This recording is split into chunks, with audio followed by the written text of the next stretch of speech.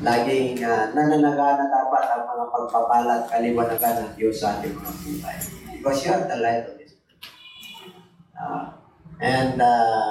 Dito po, Hebrew 11:1, very familiar, lagi nating nababasa at naririnig. Pero bibigyan po tayo ng Lord ng katalinuhan. Amen? Kasi kailangan may apply po natin ito sa ating mga buhay. Now, faith is the substance of things hoped for, the evidence of things not seen. Ngayon, ang pananampalataya ay katiyakan sa mga bagay na inaasahan at panindigan sa mga bagay na hindi nakikita. And my preaching this morning is entitled The Faith of God. Now, faith is the substance of things hoped for and the evidence of things not seen. Kailangan assurance, katiyakan. Tiyak na tiyak mo natin yung mga bagay. Katiyakan sa mga bagay na inasahan. Ano ba yung mga bagay na inasahan natin? Kasi sabi diyan, now, faith. Kailan ang faith? Kahapon? Kinabukasan? O ngayon? Ngayon. May apply mo ang pananampalataya ngayon. Kaya may asahan ka. Amen? Kasi yung iba, yung kanilang pananampalataya kahapon o nung nagdaang panahon, hindi sila natugon, nagbago ang kanilang pananampalataya. Kaya wala silang inasahan. Ang pananampalataya, wari kahapon ka nanali, nung nakaraang linggo ka nanali, nung nakaraang buwan ka nanali, pangatawanan mo yun. Kasi, katiyakan. Pag sinabing katiyakan, assurance. At pag sinabing paninindigan, yan yung mga ebidensya, may result. Ang ibig sabihin, kahit na hindi ka tinugon nung gusto mong panahon, tutugunin ka pa rin na Diyos. Kasi, nanampalataya ka yung kahapon, yung nagdaraang buwan, o nagdaraang taon, hindi ka nagbabago. Yung hiningi mo sa Diyos, hindi ka nagbabago kahit na wala pa rin sa iyo. Yun ang pananampalataya. Madaling magbago ang tao eh. Oh. Sinabi na nga ng Diyos doon sa preacher eh. Magaling ka na. Sinabi ng preacher doon sa pinantuhan ng kamay. Magaling ka na. Oh. Umuwi. May karamdaman. Sinabi niya, magaling na ako. Bakit? Ganun pa rin yung nararamdaman ko. Yung proseso ng Diyos, internal po yun. Cleansing po yun. May nararamdaman ka, pero unti-unti, kailangan yung pananampalataya mo ay hindi magbabago. Pag sinabi ng Diyos at pinasabi niya doon sa nag-pray sa iyo na magaling ka na 100% magaling ka.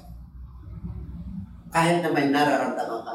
Magpasalamat ka na magpasalamat dahil sa pananampalataya na nakuha mo, Lord, magaling na ako. Lord, magaling na ako.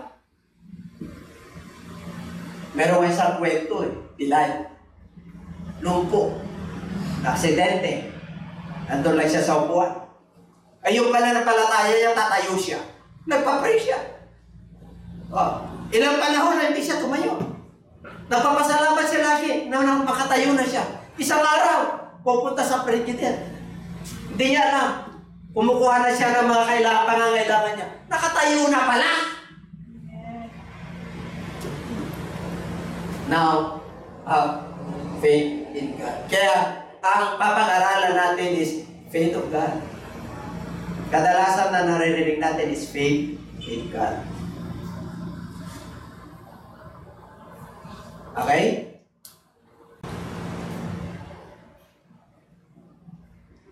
In the book of Romans chapter 12, verse 3. For I say, through the grace given to me, to everyone who is among you, not to think himself more highly than he ought to think, but to take soberly as God has dealt to each one a measure of faith. Ang ibig pong sabihin, mga kapatid, dahil sa biyaya na natanggap ni Apostol Pablo, tinanggap niya yun. Ang sabi niya, hayaan nyo na yung pinamahagi ng Diyos sa bawat isa sa inyo ay mayroong sukat. Huwag mong ipagmalaki at huwag mong titignan yung sarili mo na mas mataas ka sa iba. Kasi may sukat. Ipinamahagi yung sukat na yan. Ipinamahagi. Regalo ng Diyos. Kaya kung ikaw, mataas yung antas ng pananampalataya mo dahil sa pagsunod mo sa Diyos, huwag mong titignan yung mababa ang kanyang pananampalataya na kaya kanyang abutin. Kailangan umano ka lang para mapanatili kang mababa, para maunawaan mo, maabot mo siya. Kasi kung ang tingin mo sa sarili mo, ang tindi mo, ang daming milagro, ang daming pagpapala, hindi ganun yun. Hindi po. Amen? Kaya sabi niya, now, faith. Ngayon, anong faith nyo ngayon? Anong hinihiling nyo ngayon? Anong gusto nyo ngayon? Ibibigay yan ng Diyos according to the measure of your faith. Palakpakan natin ang ating Panginoon. Yan, di tayo pwede magmalaki sa gawain ng Diyos. Hindi tayo pwede magmalaki kasi abutin mo yung iba eh. Lalo na pag leader ka. Pag ikaw ay leader, meron ka sa fivefold ministry. Alam niyo yung fivefold ministry? Apostles, prophet, evangelists, pastors, and teachers. Eh pag pastor ka, ay kailangan yung iyong pananampalataya ay huwag mong ihambing yung pananampalataya ng miyembro.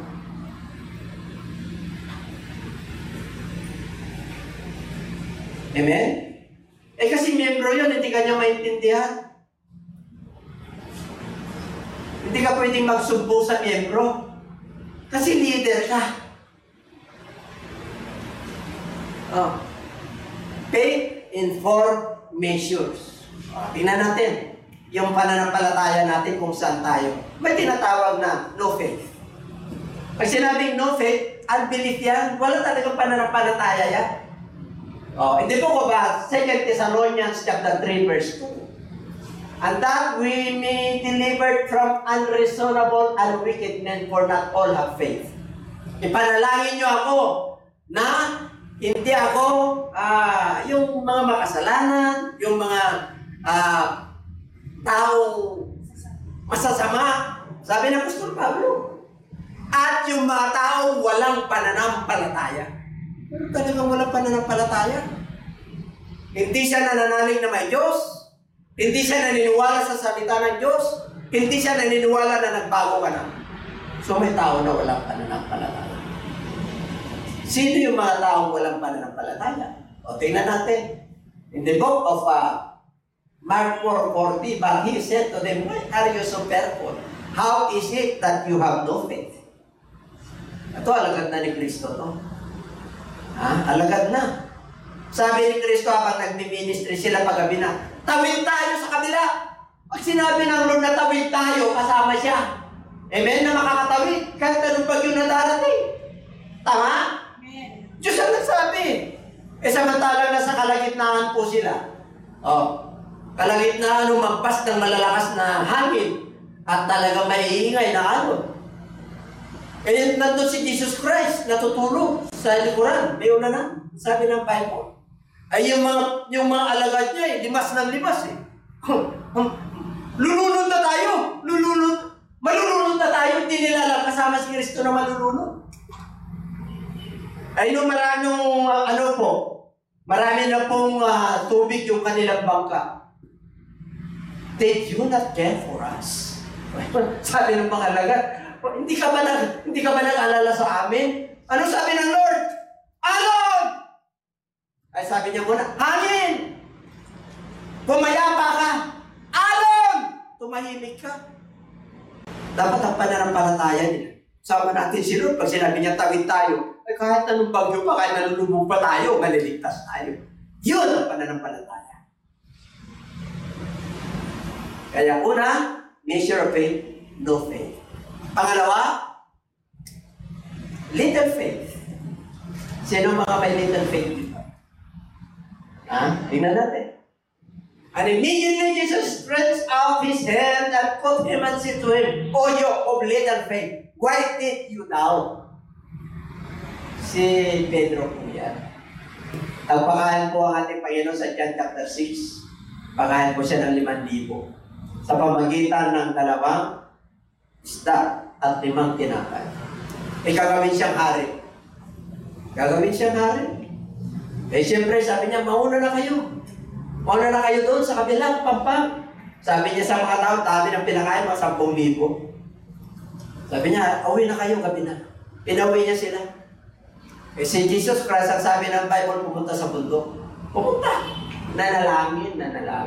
Ay samantalang nasa gitna po sila ng dagat, ay mamaya-maya, hindi kasama si Kristo eh. Hindi kasama. Inovertaken sila. Bangka si Kristo. Uy! Multo! Sabi, multo. Sabi, hindi ako multo, ako to si Kristo. Kung ikaw si Kristo, sabi ni Pedro, pwede bang lumakad ako? Punta ako niya? Yes! Punta ka! Habang lumalakad po siya, nakapokus siya kay Kristo. Siyempre, naglakad si Pedro. Sino na naglakad na nakita niyo sa tubig? Meron ba kayong nabalita na naglakad? Kahit yung mga magikero. Meron ba? Pag nakalin mo sa tubig, kundi malulubog yun. Kasi Pedro naglakad. Hey, hallelujah, praise the Lord. Malapit na ako, Panginoon. Samantalang naglalakad, nawala yung focus ni Pedro kay Kristo. Bakit? Yung mga alon, ang tataas. Yung bagwis ng alon, humahampas. Tumingin si Pedro sa alon, hindi kay Kristo. Kaya lumubog! Malayo pa yun. Si Kristo, Superman ba o plastic man? Lumubog na. Lord, niligtas mo ako! Nagtukagad yung kamay ni Kristo eh. Ano yung plastic man? Ganong katindi yung Diyos na pinaglilingkuran. Pag lumulubog ka na, kaya kanyang iligtas. Mag-focus ka lang sa kanya. Bakit sinabi niya kay Pedro, bakit ka nagdududa? Maliit ang iyong pananampalataya. Ang ibig sabihin, mag-focus ka lang sa akin, hindi ka lulubog. Nakita niya yung mga problema, kaya lumubog. Maraming mga pananampalataya na lumulubog. Amen? Yung iba, wala namang virus, lubog na raw siya sa virus. Amen? Nangatila yung lalamunan. Inisip niya kagad, COVID-19. Inubo lang, itrangkaso lang ng konti, COVID-19. Nawala lang sa yung mga paracetamol. Sumakit lang ng katawan, COVID-19. Mas marami namang gumagaling kaysa namamatay. Mananampalataya ka na, little faith ka pa rin. Kilala mo na si Kristo. Dapat pagka meron kayong mga nararamdaman, sandali lang po yan. Ilihas mo yung ano mo, sarili mo. Amen? Bakit? Mananampalataya ka kay Kristo eh. So, number 2 is little faith. Number 3. Then Jesus answered and said to her, O woman, great is your faith. Let it be to you as you desire. And her daughter was healed from that very hour. Sino may great faith dito? Canaanites woman. Gentiles. Kanina yung no faith, mga lagat. Little faith, mga lagat. Canaanites woman, Gentile. Bakit? Tinagurihan siya. Mayroon siyang great faith. Gusto niyo malaman? Palapakan natin ang Lord. Gentiles, hindi anak ng Diyos. Ang sabi niya, Lord, pagalingin mo yung anak ko. Pinagpipiestan siya, pinapahirapan siya ng demonyo, ng masamang espiritu. Ano sabi ng Lord? Yung pagkain, yung mensahe na to para sa mga anak ng Diyos, hindi para sa mga aso. Yung dala-dala kong mensahe, yung pagpapagaling, yung mga pagpapala ng Diyos, ay para sa mga anak ng Diyos. Hindi para sa mga aso. Ang aso po ay Gentiles. Ganun ang ito. Kaya sabi ng Lord, hindi siya pinansin eh. Talagang sumigaw, Panginoon, pagalingin mo yung anak ko. Sabi ng mga lagat, alis. Sabi na, hindi siya pinapansin. Anong ginawa nung Canaanite woman? Hindi pinansin ni Kristo. Nung kinausap niya, lumapit po siya. Hindi para sa mga aso. Kahit sa mga aso, yung mga mumo na nalalaglag, kumakain pa rin. Na mga, ibig sabihin, hindi literal na aso yun. Yung pagkain, yung salita ng Diyos, kahit na kunti-kunti lang yung kanyang pananampalataya, pagtsatsagaan niya yun. Kasi, matindi ang kanyang pananampalataya. Kaya ang sabi niya, paano niya nakita na matindi ang kanyang pananampalataya? Hindi siya pinansin ng ni Kristo, hindi siya pinansin ng alagad, tinawag siyang aso. Nagpatira pa eh. Pumunta eh, hindi lang nagpapansin. Talagang nagpatira pa. Panginoon, tulungan mo ako, Panginoon. Grabe! Namangha ang Lord. Yung kanyang sinabi, anong sinabi niya?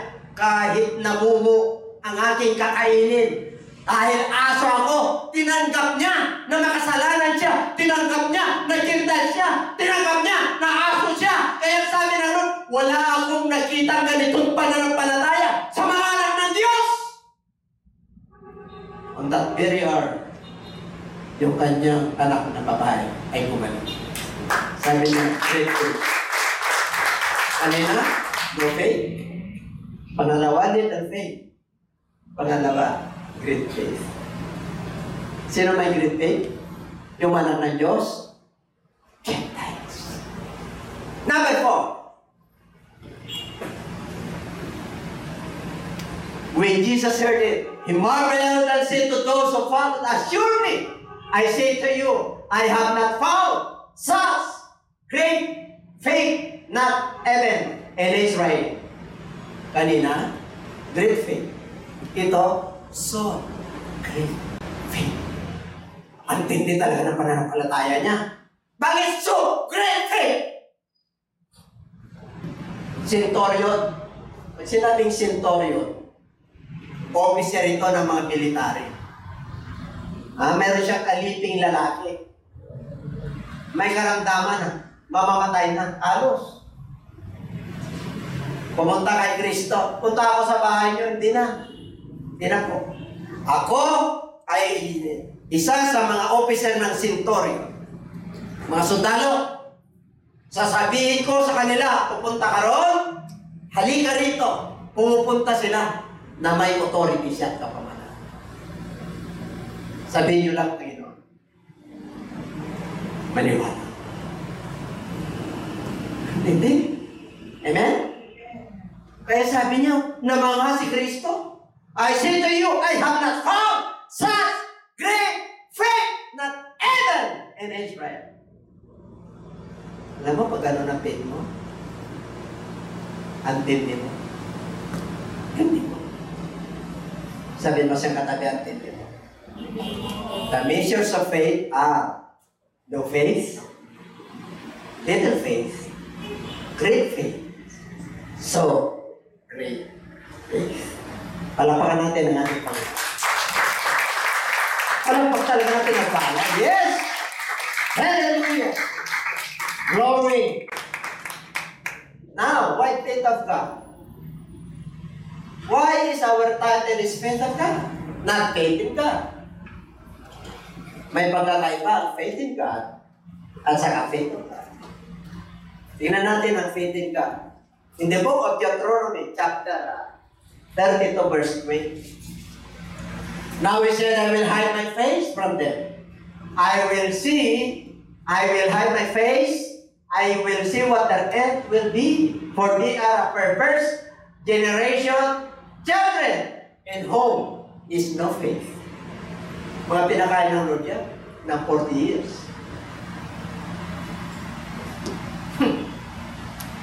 Pinakain sila ng 40 years. Pero ang tingin ng Lord sa kanila, sinabi, sa Bible, sa Old Testament, 2 pieces lang binanggit ang faith. At ang una ay no faith. Meron silang faith in God. Kasi ang isang tao, pag nagtiwala ka sa Diyos, naniniwala ka sa Diyos, meron kang pananampalataya sa Diyos. Pero nagpabago yun. Yung faith in God, nagbabago. Kasi pag hindi mo nakuha yung tugon, dahil tao ka lang, nagbabago ka. Amen? Kaya sabi niya, itatago ko ang aking mukha sa kanila. At titingnan ko ang kanilang wakas, sapagat sila ay napakasamang lahi. Mga anak ng masasama at walang pananampalataya. Mga pananampalataya, kilala na natin ang Lord. Wala tayong gagawa ng masama. Amen? Dami na tayong matuto sa buhay. Sabi niya, okay, hindi po, kubhapa ko. Kasi dalawa lang faith na nasa Old Testament. Hindi po kubhapa ko. Behold, the proud, his soul is not upright in him, but the just shall be by faith. Si Habakuk yan. Sa chapter 2, Habakuk write this vision. And there is an appointment to this vision. There is an appointed time. Pagka may vision ka, meron kang isusulat. At pag binigyan ka ng vision ng Lord, may panahon na matutupad dahil sa Diyos ng galing. Eh sabi ng ating Panginoon sa kanya, yung kaluluwa mo ay dapat matuwid. Kasi yung mga matataas, ang kanyang kaluluwa ay hindi matuwid. O mataas. Upright. Yun ang proud. Mayayapa. Mga matataas. But the just shall live by faith. Ang mga matutuwid ay nabubuhay sa pananampalataya. Sabi mo sa'yo, katabi, matuwid ka. Kaya parapat na na mamuhay ka ng may pananampalataya. Kaya kung may mga pagsubok kang dumarating na mabibigat, mabuhay ka ng may pananampalataya. Kasi tinuwid ka ng Diyos. Pinatuwid ka ng Lord sa pamagitan ng Ebanghelyo. Pananalig kay Kristo. Nakuha mo natin yung karapatan, gospel, mabuting balita ng kaligtasan. Kaya matuwid ka. Kaya kung may problema ka, huwag mong i-compromise. Kailangan mamumuhay ka ng may pananampalataya. Amen. Palapakan natin yun. Ha? Kaya, dito po mga kapatid, faith in God. Sila po ay nagtilid, pero nag-doubt. Yun ang faith in God. Pinakain sila ng 40 years, nung wala na silang makain, nagsawa na sila sa mana na galing sa langit, naghanap sila ng karne. Reklamo sila ng reklamo nung sila ay nauhaw at walang tubig. Ang sabi ng Bible sa Book of Deuteronomy, ang sabi ng Lord, ginutom ko kayo kasi para magpakababa kayo. Ang tawag doon, tasting of faith. Kailan magtiwala kayo? Kahit nagutom na kayo at nagsawa na kayo sa karne, at kahit na mapait yung iniinom nyo, dahil kayo ay nagtitiwala, hindi lang kayo naniniwala. Magkaiba ang paniniwala at nagtitiwala. Naniniwala ka dahil nakikita mo. Nakita nila na pinakain sila ng Lord. Nakita nila yung mana. Nakita nila yung himala ng Lord. Nakita nila yung mga pugo na dumating. Nakita nila yung 10 salot. Kaya lang, nung nagutom na sila, wala na silang tiwala. Naniniwala lang sila sa nakikita nila. Amen? Tayo dapat, hindi lang tayo naniniwala. Hindi lang tayo nagbibiling. Nagtitiwala rin. Yun ang belief and faith. Ang faith ay nagtitiwala ka kahit na wala pa sa'yo. Ang faith ay nagtitiwala ka sa mga pangako ng Diyos kahit na wala pa sa kanila.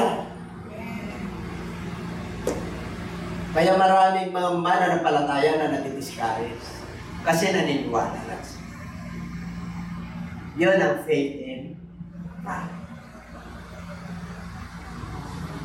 Palapakan natin ang Lord. Lapat talaga. Kasi malapit na yung klama. Malapit na eh. Oo. Bakit faith of God? Kanina faith in God, magkaiba yun sa faith of God. Ano ba Tagalog ng faith of God? Ha? Pananampalataya ng Diyos. Yung faith in God, pananampalataya sa Diyos. Nilikha ka ng Diyos, kaya mayroon kang pananampalataya sa Diyos. Pero ang hinahanap ng Diyos, yung pananampalataya ng Diyos. Paano kayo? Posible ba yun? Ha? Parang hindi kayo makapaniwala eh. Sige, papag-aralan natin ha. Hindi ito haka-haka. Ito po ay nasa Bible. 25 times lang ang binanggit sa Bible na faith in God. But 44 times in the New Testament, binanggit ng faith of God. Mas marami ito. Tino! Mas marami pa yung faith of God. 44 times mentioned in the New Testament. Faith of God. Faith in God is only 25 times. The word faith in the Old Testament is 2 times mentioned only. In the book of Deuteronomy and in the book of Habakkuk.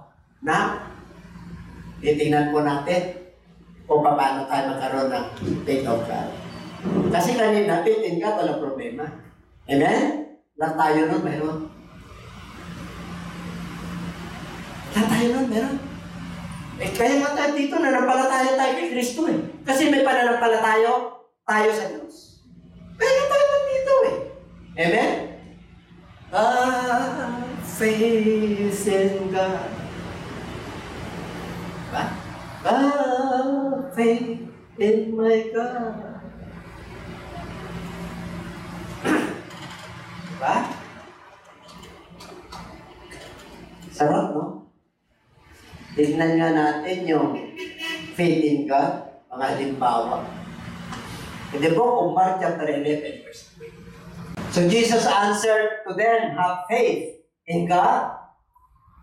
For assuredly I say to you, verse 23, whoever says to this mountain, be removed and be cast into the sea, and does not doubt in his heart, but believes that those things he says will be done, he will have whatsoever he says. Therefore, I say to you, whatever things you ask when you pray, believe them that you receive them, and ye shall have them.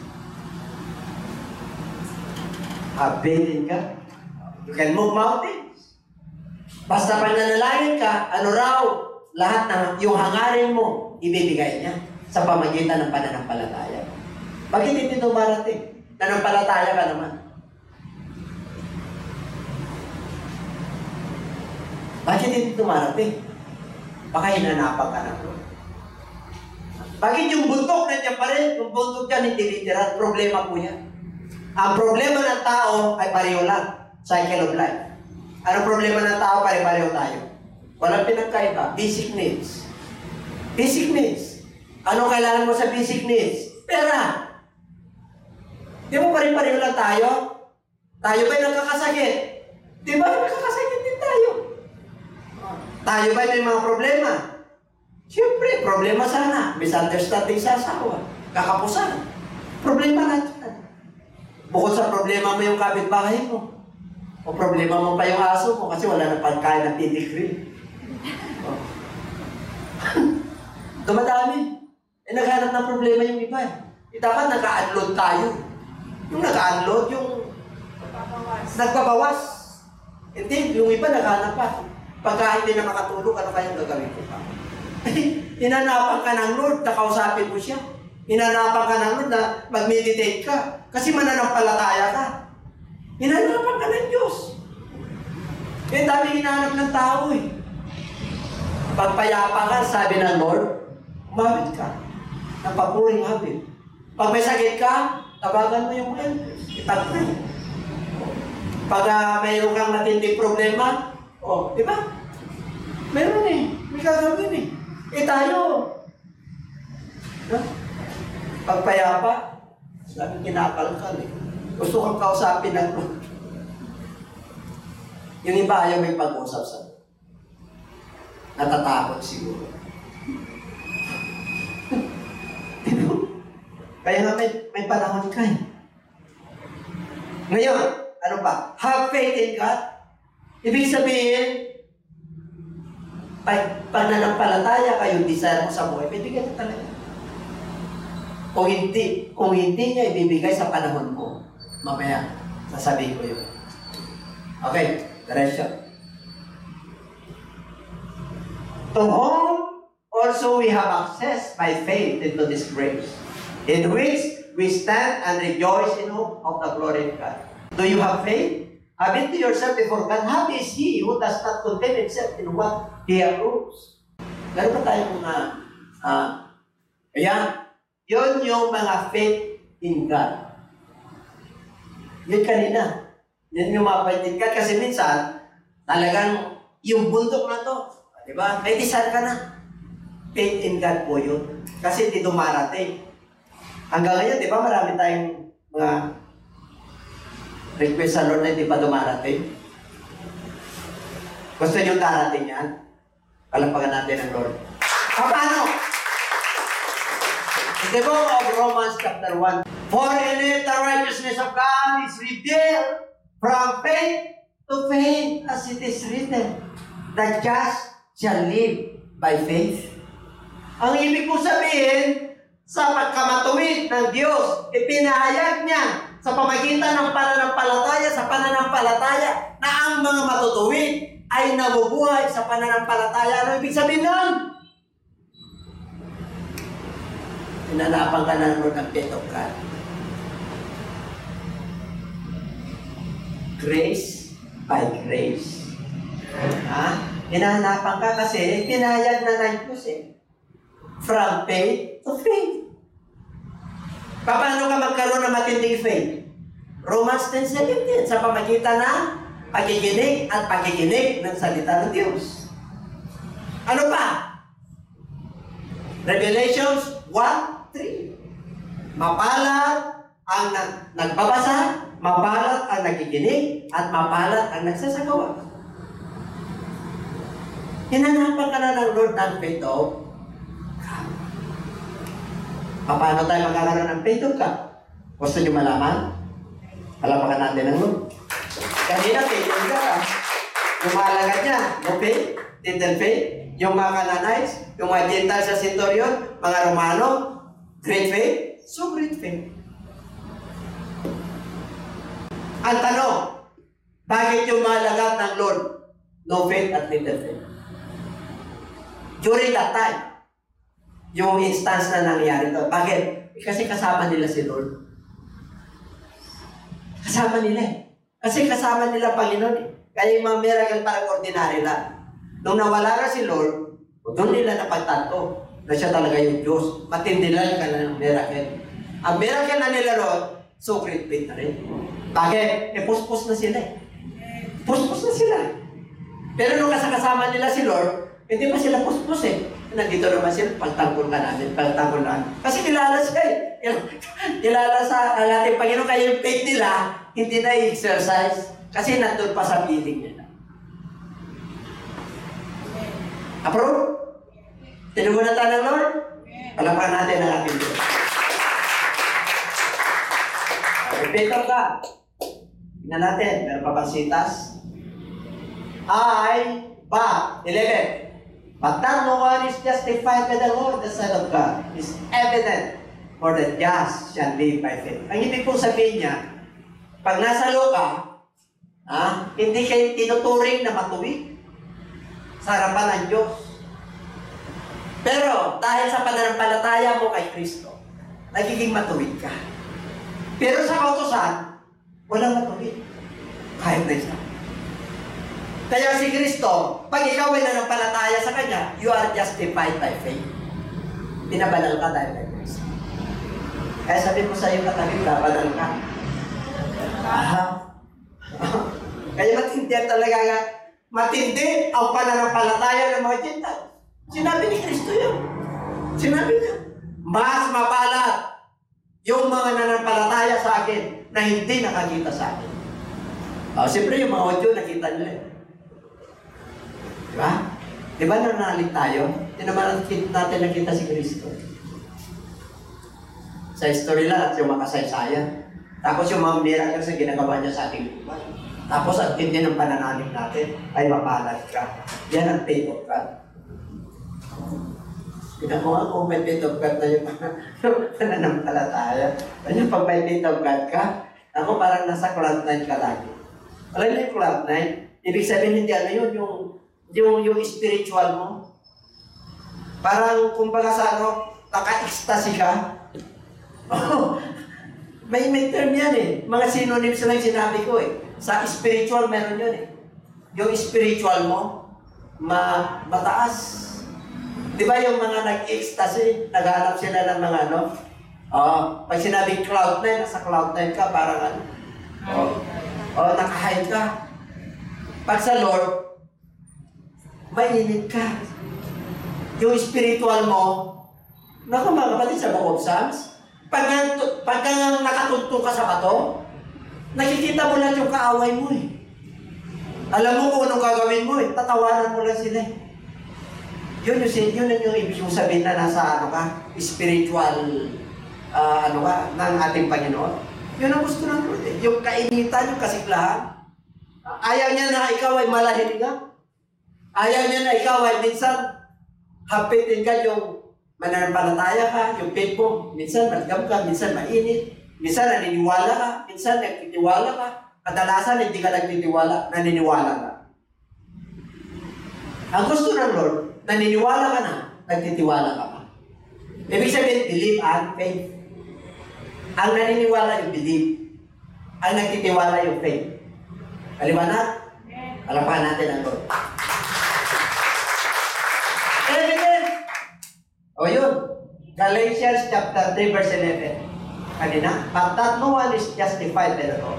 The Son of God, okay. Meron pa? Hebrew chapter 10 verse 13. Now, the just shall live by faith. But if anyone throws back, my soul has no pleasure. Kaya yun ang Lord na tumatagay ko dito. Hindi na ito nalulugod ang Lord. Amen?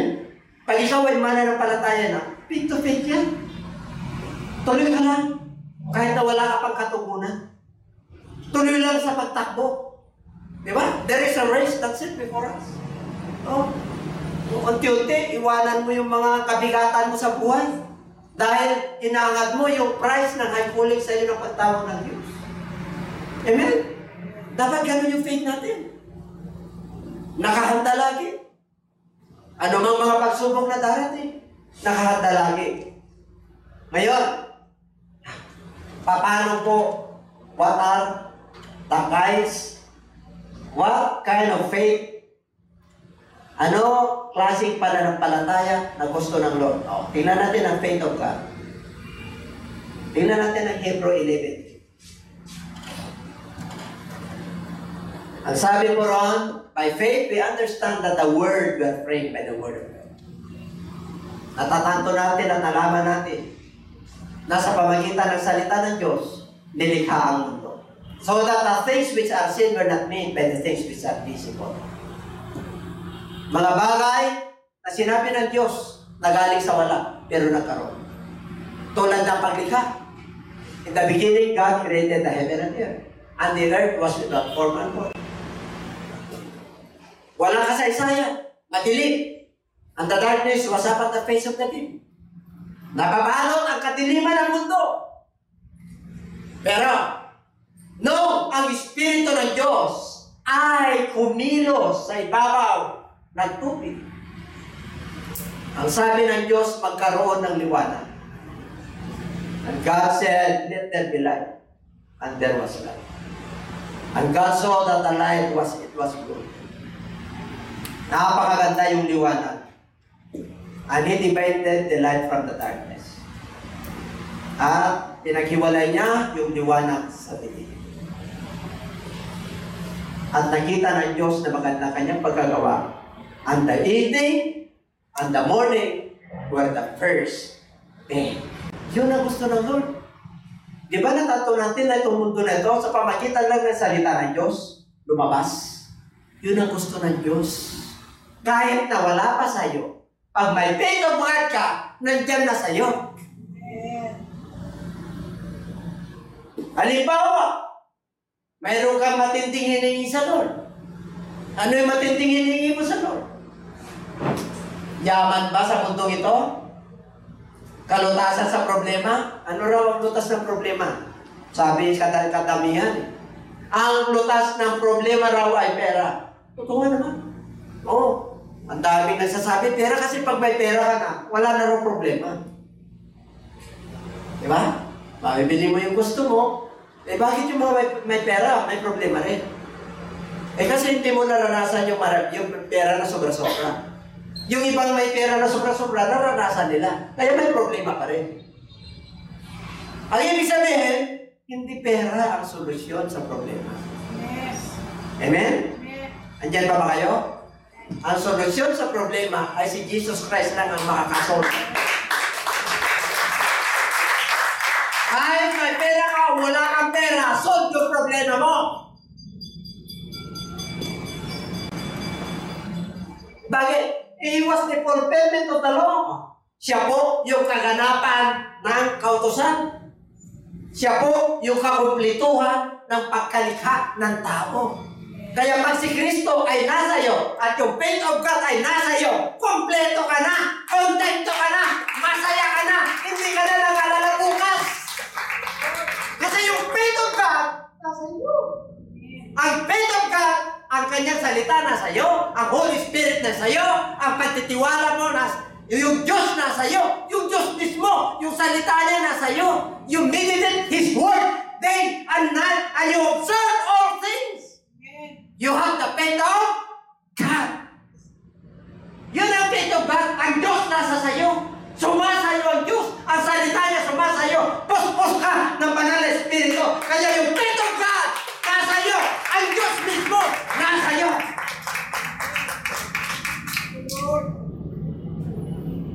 Matindi ka ba? Tingnan mo yung mga lagat. Who are we? Sino tayo? Para bigyan tayo ng Diyos ng pagkakataon na ang Diyos ay sumasa atin. Samantalin po natin. God is so wonderful. He is a magnificent and magnificent God. Grabe ang Diyos natin. Kung kilala lang ng tao ng mga hintil, ang Diyos natin pinaglilingkuran. Isa ka sa pinakamasayang nilalang na nilikha.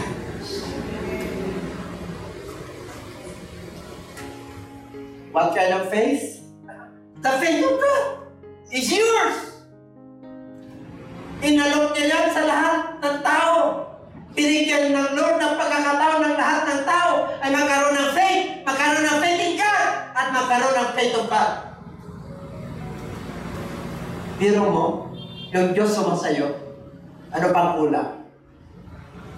Is there any lacking? Meron bang kulang? Oh, si David mismo. Ano sabi niya? Ang Panginoon ang aking pastor, hindi ako nagkukulang. The Lord is my shepherd, I shall not want. He makes me to lie down in green pastures. He makes me to lie down in green. He leadeth me beside the still waters. He restoreth my soul. He leads me in path of righteousness for His name's sake. Yet I walk through the valley of the shadow of death, I will fear no evil, for You are with me, Lord. Kahit na ako'y dumadaan sa anyo ng kamatayan, hindi ako matatakot. Bakit? Thy rod and Thy staff, they comfort me. You prepare for me a table before me in the presence of my enemies. Nakahanda ang dulang sa akin, yung mga kaaway. Hindi mo pinaghandaan ko ng dulang. Alam niyo yung dulang? Table! Ibig sabihin may kakainin ka. Pag ikaw ay janitor ka, manager ka ng janitor, yung services.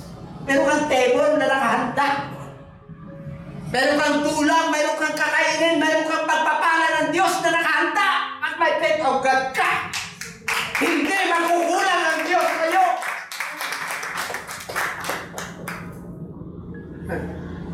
Thy rod and Thy staff they comfort me. Thou preparest a table before me in the presence of me.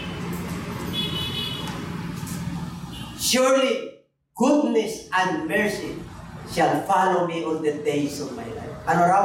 Yung susunod sa iyo habang ikaw ay nabubuhay. Kagandaang loob at habag. Surely, tiyak, assure, goodness and mercy shall follow us all the days of our life. And we shall be ever with the Lord forever. Hallelujah! Oh God! Kalimutin mo, Panginoon. The heroes of faith in the book of Hebrews chapter 11. Sabi po, si Abel, nag-ayin siya ng kalugod-lugod sa Diyos. Kahit na tinatay siya, yung kanyang dugo ay sumisigaw pa. Hanggang ngayon pa totoo, nandito sa New Testament. Nang panahon niyon, he was raptured. Kinuha siya ng Diyos, hindi siya nilibing, hinanap po siya. Because He pleased God. Nang panahon ni Noah, hindi niya alam kung anong, basta sunod lang siya ng sunod. Bakit? Yung faith of God nasa kanila. Si Abraham, kung tinawag siya ng Lord, hindi niya alam yung tunda niya. Lipat ng lipat. Ito yung pangako ko sa iyo. Sunod lang siya ng sunod. Dumating yung kanyang anak, nag-isa lang si isa. Ialay mo. Alay niya. Talaga ba no? Bakit? Grabe. Yung faith of God nasa kanya eh. Alam niya na bubuhayin siya ng Lord. Kaya napatayin niya.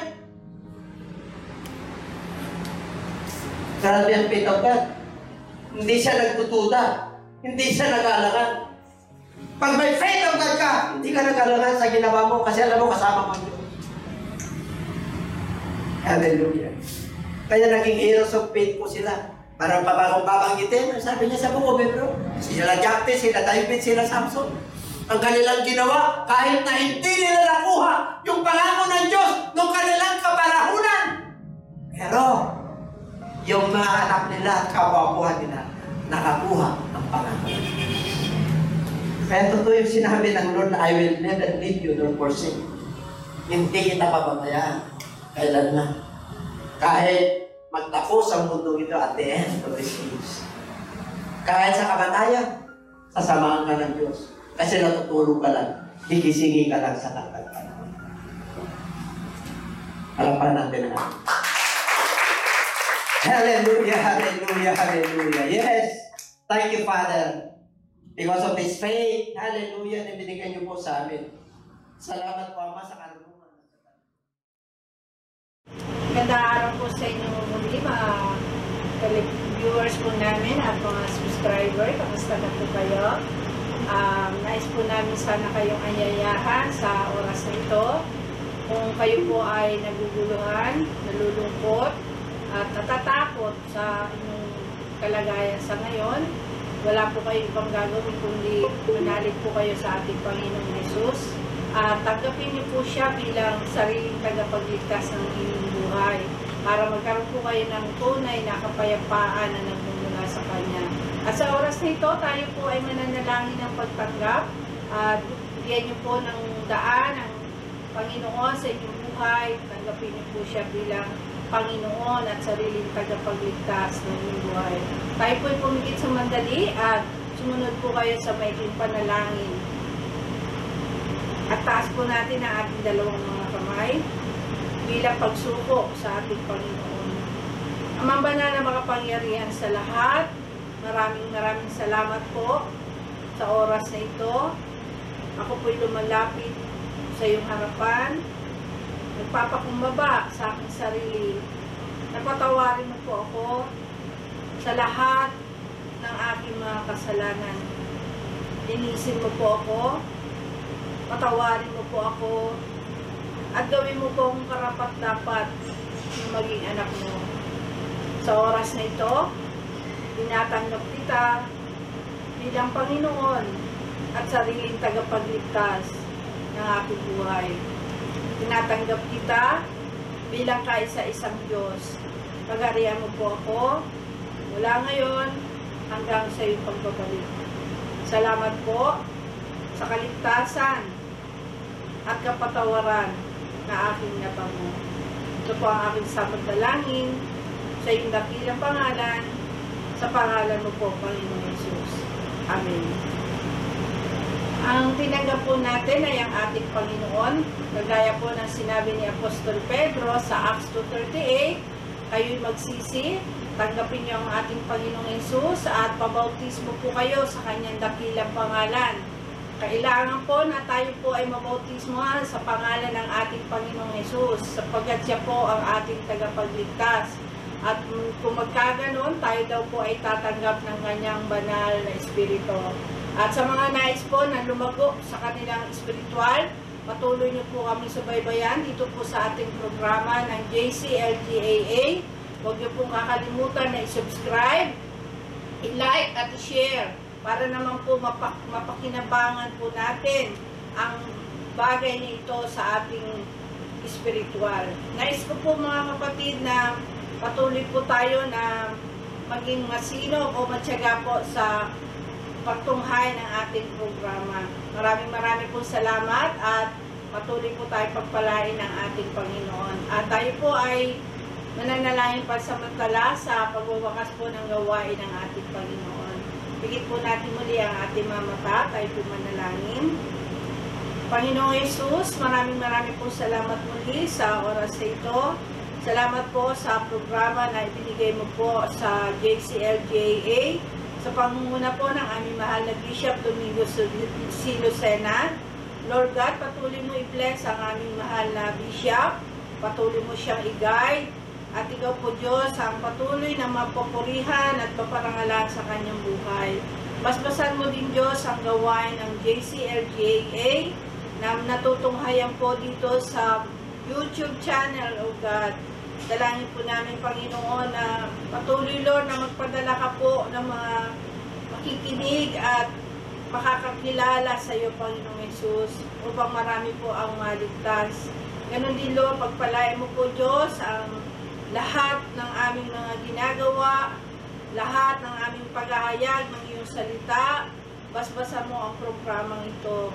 At ganon din, Lord God, sa aming bansang Pilipinas, patuloy po namin dinadalangin ang aming bansa, na patuloy mong pagpalain ang aming bansang Pilipinas.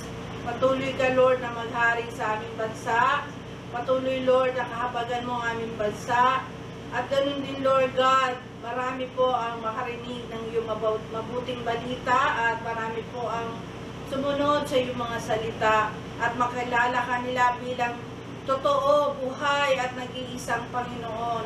Maraming salamat din po Diyos sa lahat po ng namumuno sa bansa namin, lalo-lalo na po ang aming Presidente Rodrigo Duterte, Panginoon. Patuloy Diyos na samahan mo po ang aming mahal na Presidente upang magabayan niya po ang bansang ito, upang siya o Diyos ay magkaroon ng fear of God at sumunod po din siya sa mga alituntunin mo. Maraming pong salamat, Lord, at itinitiwala po namin ang lahat ng ito sa iyo sa pangalan mo po, Panginoong Jesus. Amen. Thank you and God bless.